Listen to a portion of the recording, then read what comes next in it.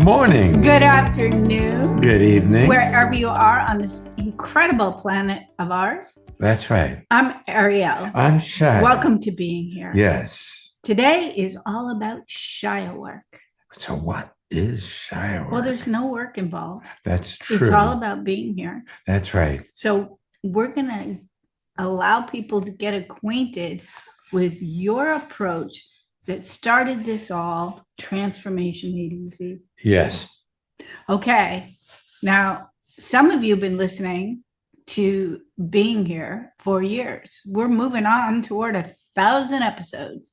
Some of you, it's your first time, but it doesn't really matter which is which. It's all about listening.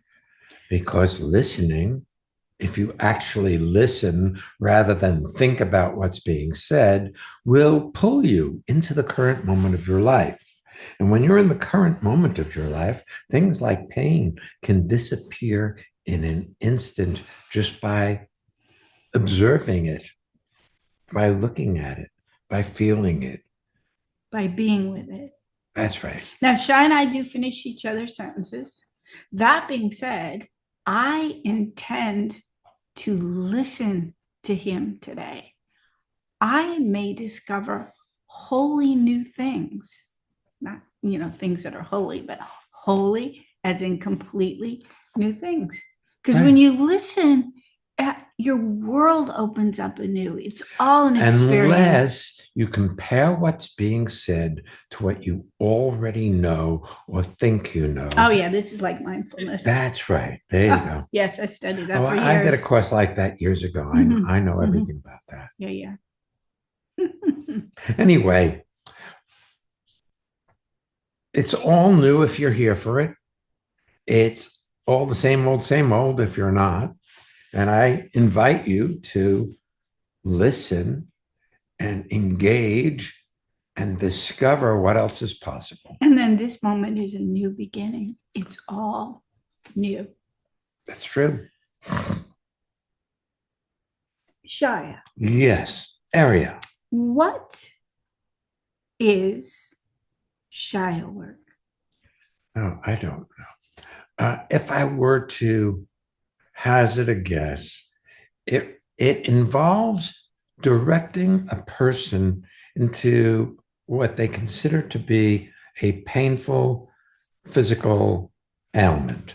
Okay. In such a way that they observe the ailment not through their preferences, but through their senses. So they feel what's going on and describe it so that the seeing of it is enough for it to dissolve.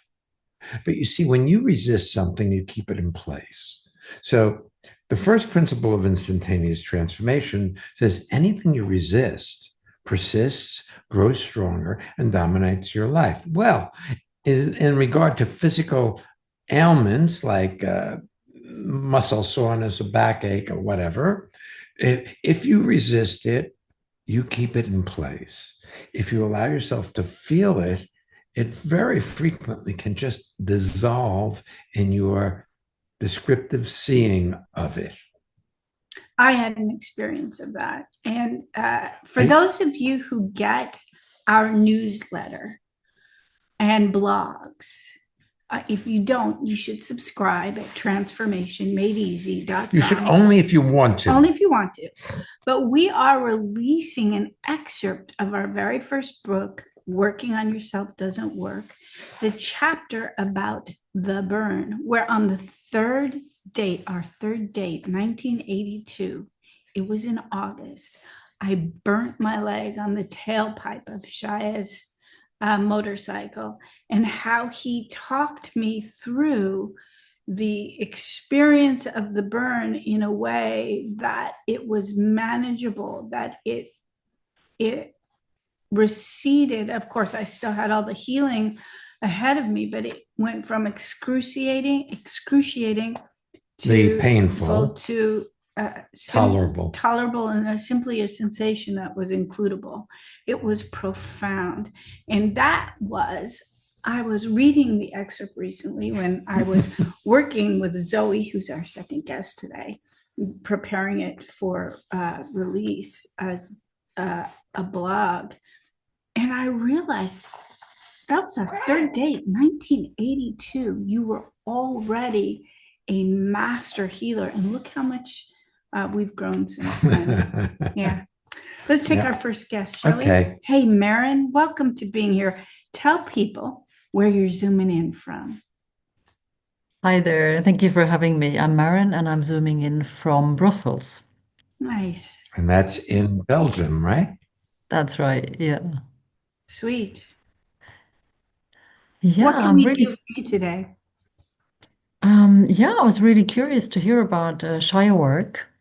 For some years now, I've been on and off in pain with osteoarthritis. And I noticed that I get very Can I stop you right there?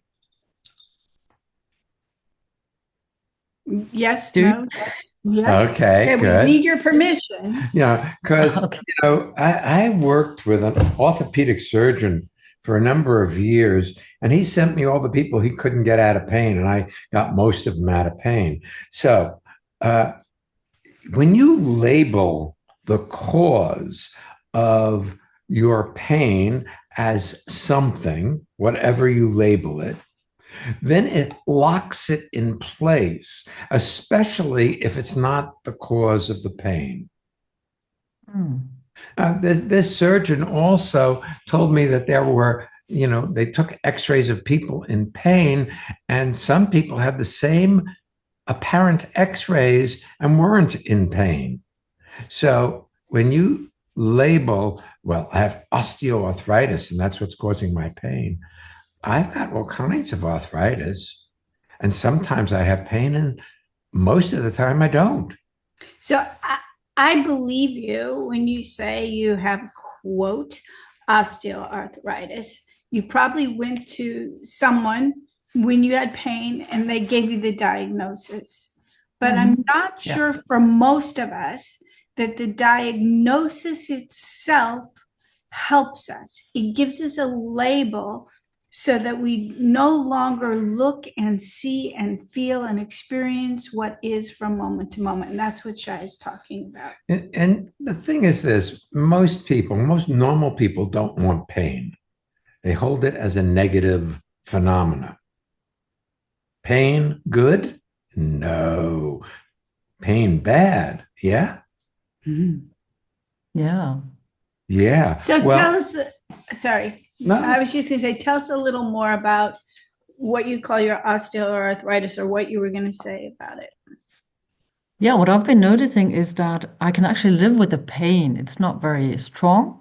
And when I notice pain in my hands, for example, I stop, I can exercise. And I noticed I get very unkind and impatient with myself when I don't get, I don't manage to open a jar, or I drop things because I can't grab them. And in the end, it's sort of a circle, and I get angry at myself, and it's actually no longer about pain. Well, stop it. It makes me no, really. I mean, if you can see that getting angry with yourself is not a good thing, let's first find out who's the one that's getting angry. I am. How do you know that? How do you know it's you? Who's the I that's angry? Me, Marin. Well, I love how you're saying this. I love you, Marin. I love you. This is so cool. Because you see, you are so certain that the voice that you listen to is you. You, Marin, as opposed to a recording that gets triggered by different circumstances in your environment, and it says things. When I was a kid, one of my favorite things was to go to this restaurant with my parents where they had little jukeboxes at the table, and you could hit like B7 and it would be like little lemon tree, very pretty. I was one. Lemon flower is sweet, but the fruit of the poor lemon is impossible to eat. I don't know why I love that song, but I did, and I would look for it, and I'd hit B7, So it's kind of like we have these thoughts like, oh, I can't believe I have that. You hit B7 and it plays again. And it you've said so many cool things. We got to slow it down because you're talking about pain in your hands. See, I have pain in my hands. But And my hands are actually quite crippled from working really hard on people's bodies with my hands. And then there's plus genetics. plus genetics. So, and so my hands have pain in them from time to time. I drop things from time to time. Like today, I was moving firewood, and heavy firewood is difficult for me to hold in my hands. But I'm certainly not complaining to myself. I'm certainly not yelling at myself because of my hands. Do you know what's interesting, Marin? I live with Shya, obviously, which is really not easy all the time because he's very demanding. He's very himself. You know, people come to courses and go, wow, you know, look at how astute he is. He's astute all the time. So, but I rarely hear him describe the sensation in his hand as pain. It's sensation. So when you describe the sensation in your hand and you label it pain, and I believe you, it is painful. There's something tied to that word that is part of your frustration. It's what you resist, you see. You don't resist pleasure that much, although you might. No. Well, you might. Most of us have a low tolerance for either end of the spectrum. You know, but for the most part, pain is held as a negative phenomenon. Yeah. Right. So when you describe it as painful, it's negative, you resist it, it keeps it in place. Yeah. I have a question though. When your hands are hurting and you can't open something or you drop things because they're not working the way you would consider properly, and then you yell at yourself, I'm wondering which comes first, whether you're yelling at yourself first and then you're not there when you're trying to open something and you drop it. It's a good question. Yeah. You know, it was interesting. Shya and I went recently with a friend and a series of friends, actually. It was our friend Teresa's 60th birthday, and she and her husband arranged a scavenger hunt in Grand Central Station in New York City. So we had teams and we were running around and we were looking for certain information that was hidden in different places. Like what's written on the post boxes and what is the clock manufacturer that built the clock in the middle of etc. So we had all of these things to do in a finite amount of time. And at the end, I had overdressed. I was really heated. We got done. We were waiting for the other teams to turn in their paperwork. And I went and I got us some water bottles for our team. And I brought them over and I could not open the lid. And I handed to Shya. He could not open the lid. And we were like, here, to our friend, you open it. And he's like, oh, this was harder than mine. And we're like, yeah, thank you for lying. His hands were working better than ours, but I was not beating on myself for the fact that I found it difficult to open that lid. Well, here's a couple of different preferences or options. One, there's something wrong with my hands that I can't open this lid. And two, there's something wrong with this lid that I can't open it. And frequently, I take a knife and cut around the plastic that's supposed to break easily to open a bottle of water when it doesn't want to, and then it opens easily. We do that with our whipped cream. We have a certain brand of whipped cream we really like, and the lid. Well, the cream that we use to make whipped cream is really stuck, and so I always go around and pop it, and then I hand it to Shya to open it. Okay. So you know, it's not what you think determines how you see and how you feel about yourself. See, if you listen to the voice you listen to, Well, 80% of what it says is negative. Mm. And 95 to 98% you said yesterday and the day before and the day before. And it says about 40 to 60,000 thoughts a day. So you're It's a very lot. busy in that computer head of yours, Mm. mostly complaining about you to you. Yeah, Have you noticed that? I have. Well, I have, yes. maybe it is not you. You're listening to a series of recordings that get triggered by your environment, by what's happening in your current moment. And the voice talks about it. Mm. But it says the Yes. same things over and over, Marin, Yeah. except when you are in the current moment. And then that voice quiets and you start seeing what is rather than listening to this dictator that tells you how you're supposed to be and how you're not doing your life right. Mm. Have you noticed that? I have, yeah. Yeah.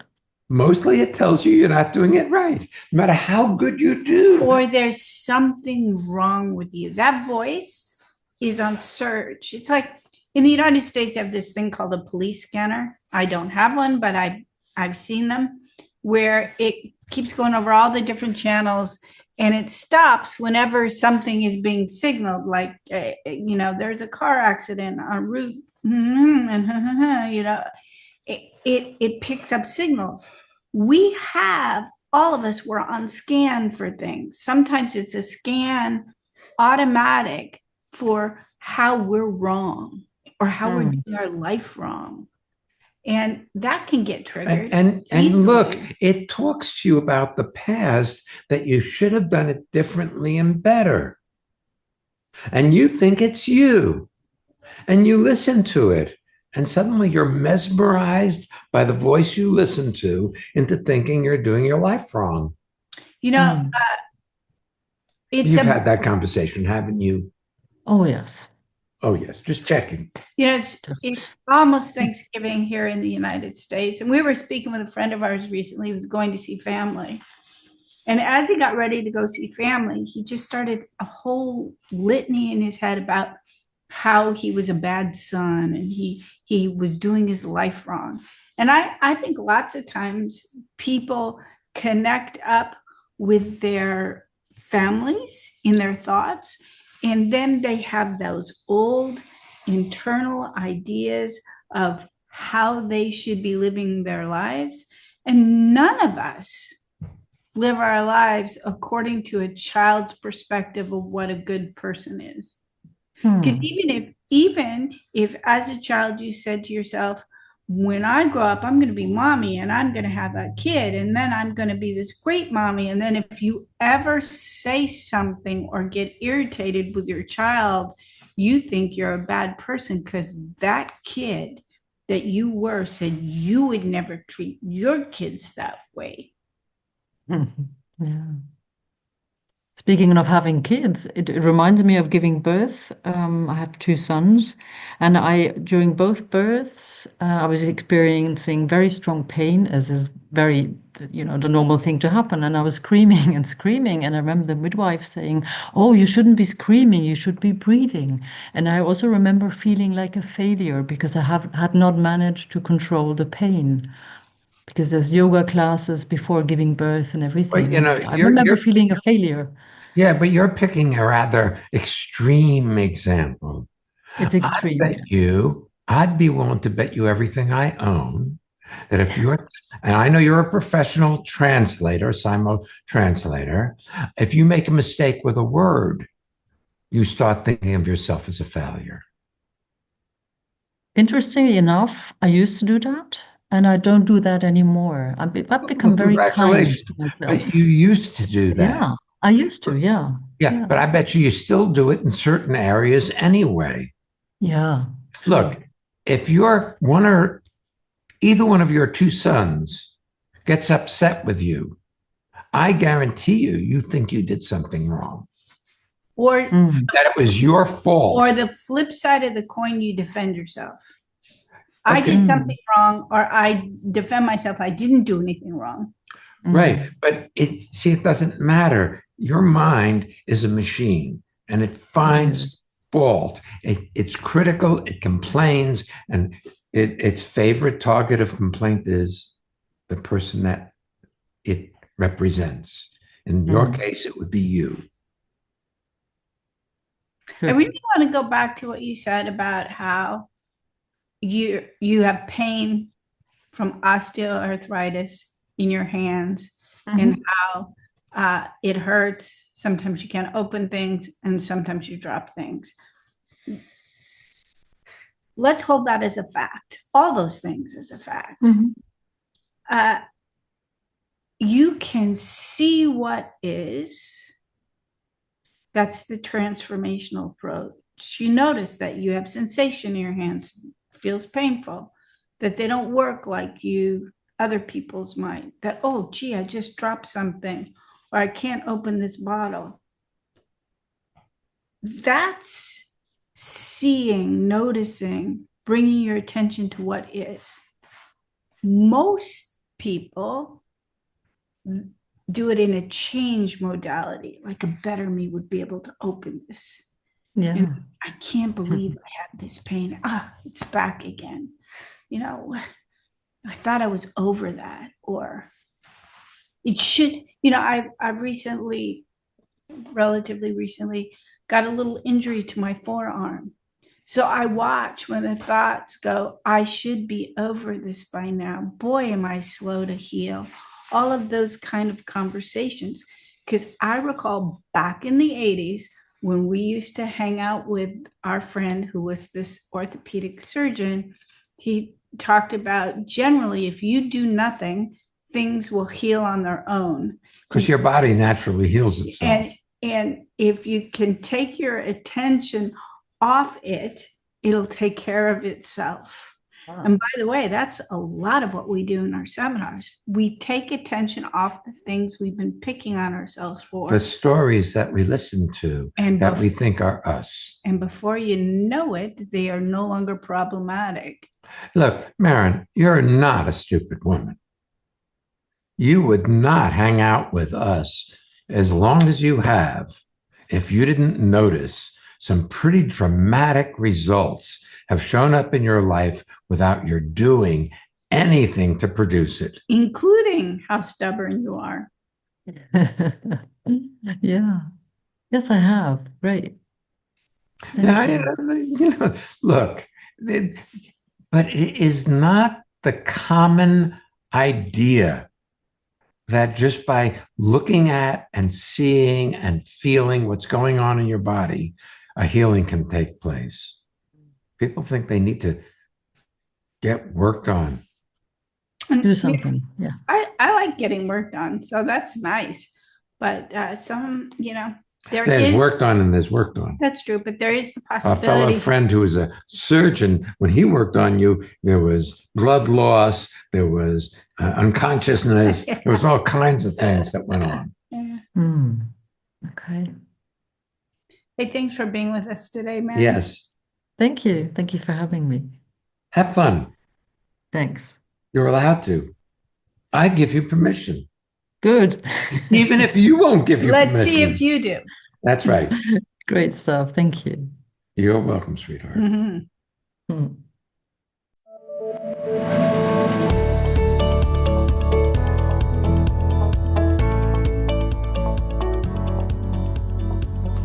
It's time for our listener feedback spotlight. Okay, so here we go. We're going to hear from one of our listeners about how transformation has impacted her life or his life. Let's see. Yeah.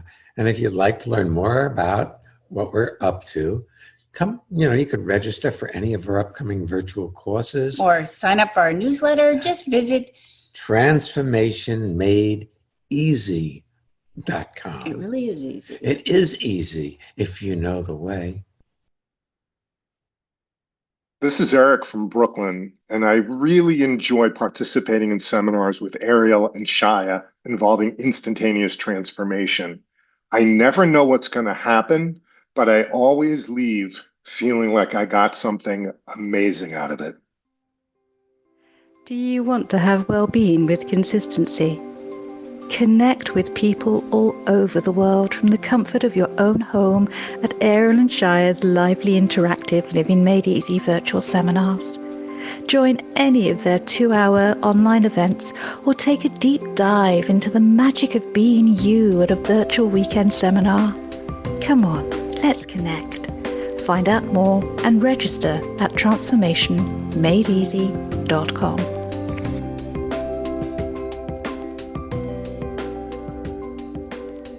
You're invited to join us for one of our next Living Made Easy 2-hour virtual seminars. They're coming up on Monday, November 24th, and then on December 1st.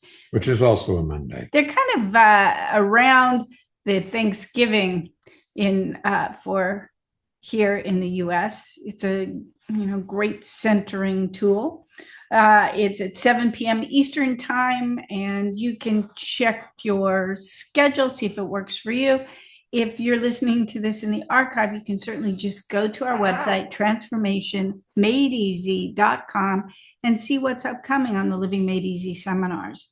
The weekend we have coming up is the Freedom to Breathe and the Art of Being a Healer. That's December 5th, 6th, and 7th, and it's in person in New York City. So that's a Friday night, Saturday, and I got to tell you, the last in-person New York City seminar that we did transformed our lives. Really, absolutely, 100%. I feel and have felt so vitalized since August. It's just been like, woof. And also, the next virtual seminar we're doing is at the beginning of the year, January 10th and 11th. It's called New Beginnings.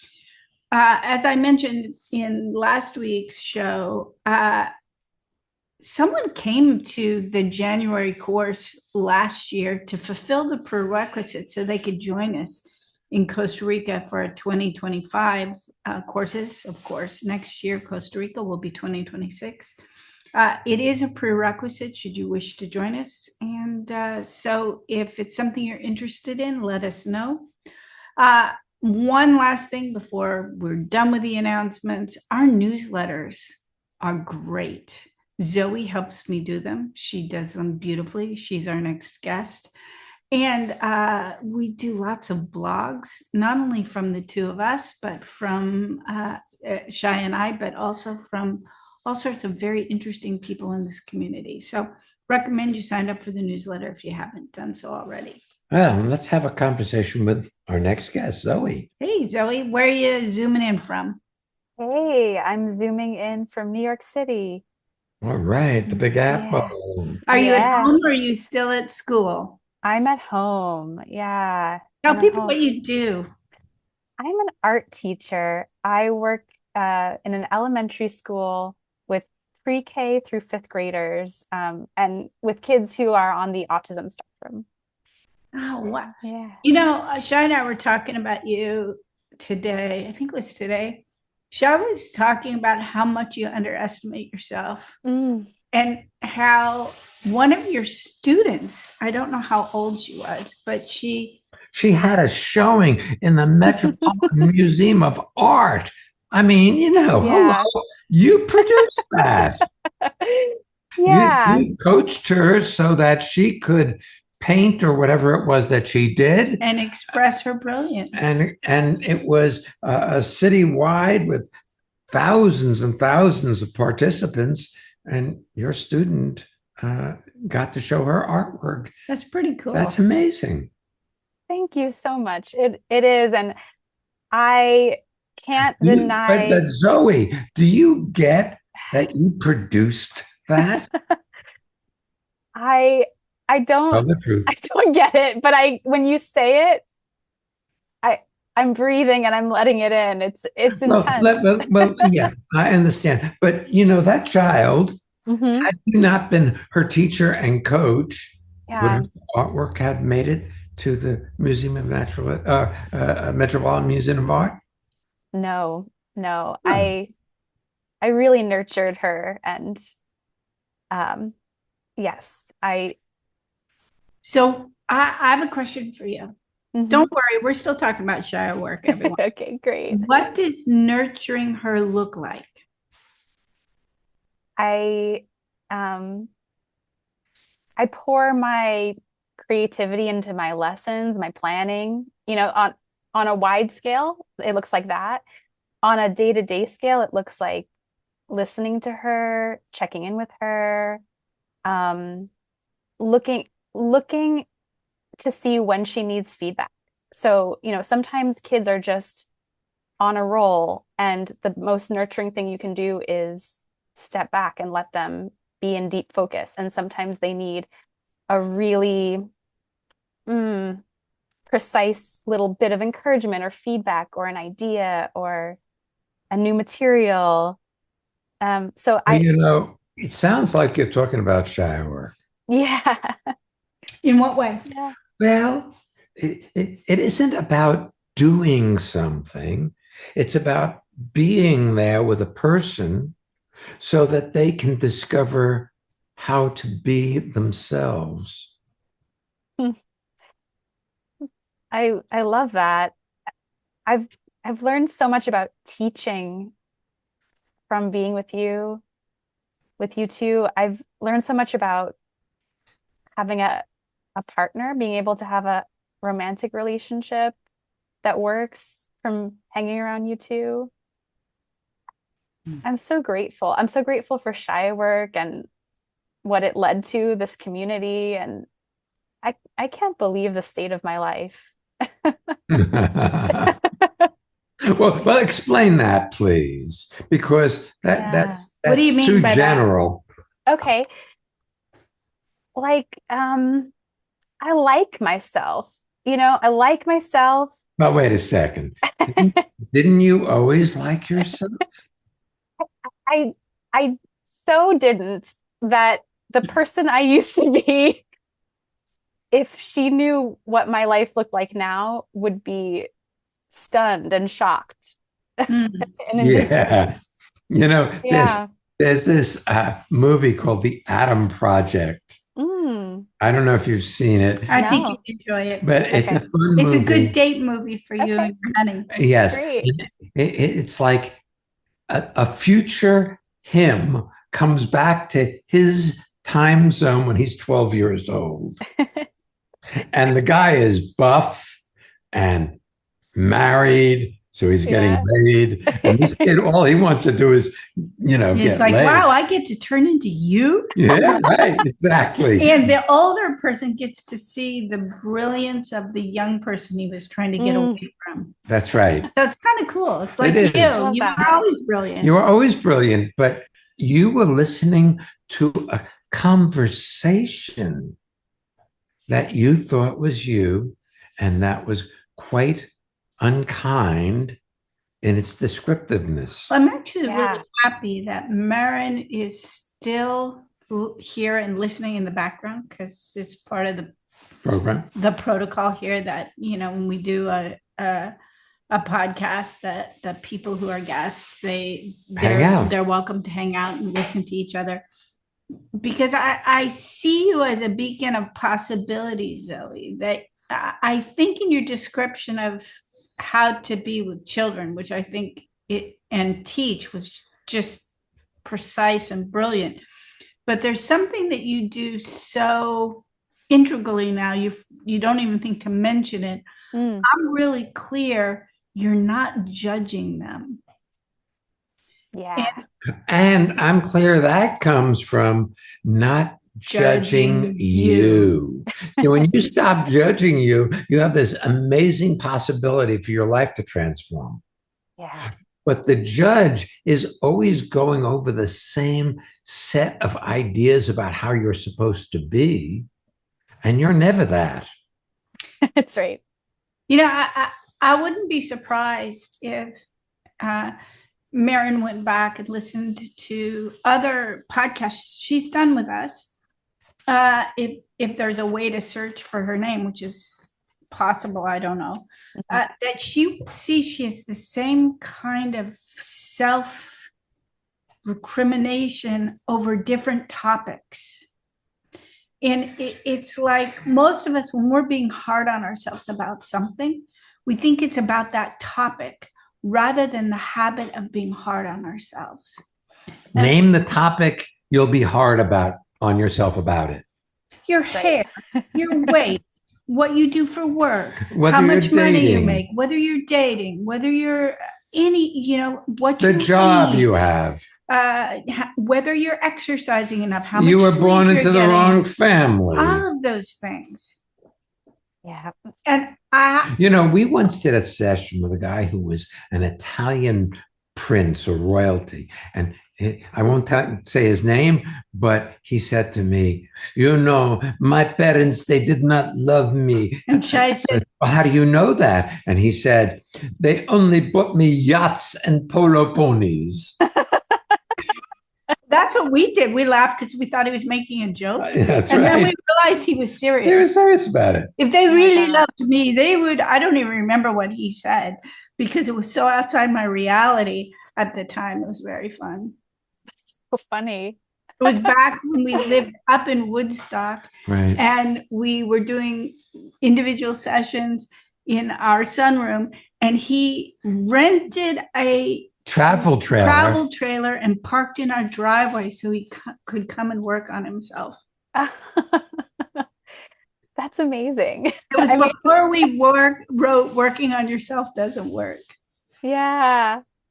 Oh, one thing I've noticed about you, Zoe, aside from, you work part-time for us, and that's lovely because I love getting to just hang with you on Zoom. And sometimes we just chat and then everything becomes so easy to accomplish. Sometimes someone may look at you and go, wow, she likes herself. And the person she was would be stunned. How do you get here? I really, really honor how much you've invested in yourself and in looking and coming to seminars and seeing what is, rather than listening to that conversation that told you, oh, this is just like everything else. I'll never get there. Yeah. I mean, I was actually thinking about it today, how grateful I am to the person who invited me over 10 years ago now. But I really grabbed on. I mean, from the first time I came to a Monday night, I was just, this is for me. This is something new. Congratulations. You see, you may have thought ill of you, but even back then, you were very clear that there was something real happening here that isn't happening everywhere else. But, there were times where it was akin to pushing your thumb into a place that was holding painful sensation. And you allowed yourself to look at it, experience it, not judge it. And the pain went away. I'm not saying you went rooting around for pain in your life, but, people don't show up transformed. They show up with all the baggage that everybody in their family for generations handed them when they were born into the world. As it's survival strategies, and I see people having an interest in doing more than simply surviving. You can't buy well-being and happiness. You can't be rich enough to buy it, but you can have it. So cool. And no amount of success equals satisfaction. I've noticed that. I'll tell you one other thing. Yeah. And you say your thing first, because I just wanted to echo what you said, that that I've had my own version of, I've had hard times or messy times, painful times on this journey of, I don't know, of being you, of being me. But I don't know. Would you trade any of them? No, they were all necessary to get you to where you are right now. Yes. See, everything it's all a continuum until it ends. You know, it's so funny as you said that, Zoe. I've had painful times or messy times. It was like the filed folders. Like I have icons of filed folders on my desktop of my computer, and it's like one says Zoe, I double clicked. You're talking about messy times. I'm thinking of relationships and painful times, and like the passing of your father, or when your mom got sick, or like all those things. But it's part of the richness of being you. Yeah, so true. There's one other thing that I want to talk about in regards to ShyaWork, because I see it in you and I'm experiencing it in you right now. It's something that we wrote about in our first book, being right or being alive. And you've had the courage to let go of being right about things to see what is, so that you can be alive. And I think that is scary sometimes for people, because if I know that my arm hurts because I did something wrong while fishing, and I'm determined for that, then it's not going to heal. But if I'm willing to look and see and be with what is in this moment, life happens and things are exquisite. Yes. Yes. And I like exquisite. Exquisite's good. Exquisite's awesome. One other thing, just things are rolling to me. I see about you something we were talking about with Marin, how we resist pain. If people think pain is bad. But I've noticed over the years that people resist pleasure too. Yes. And I see that you've expanded your ability to have well-being with consistency. Yeah. I was at a Pilates day before yesterday, and my Pilates instructor, when I was doing one exercise called the Eve's Lunge, she said, you've gotten more flexible. It used to be that, she noticed that it was a smoother stretch. Rather than and it happened in an instant, and it happened gradually and cumulatively, and happened all of a sudden in that she said it, but I've moved. You stretch, you change, you grow, you discover how to be kind to you, and life shifts. Wasn't too long ago, she told us, this is the last of your 20 sessions. I said, oh, that's great. I get to pay more money. I'm always so proud of myself. We've come and we've done it with consistency, and we haven't wanted, and we've, I said, I know this is silly, but I feel just really proud of myself for investing in this. I love that so much. I get it. Hey, thank you so much for hanging out with us today. It's a treat. It's a pleasure, girl. Thank you so much. With Marin, and a treat to have Judy in the background calling you out. Judy is our engineer. So thank you so much for having me. Thank you all. Hey, if you enjoyed this podcast, share it with your friends. I think we should share this podcast with everybody who's coming to the Freedom to Breathe and Art of Being a Healer. I think it would be a really great precursor. That's great. It would set the stage. I like that for idea. it to be even more profound, more possibility.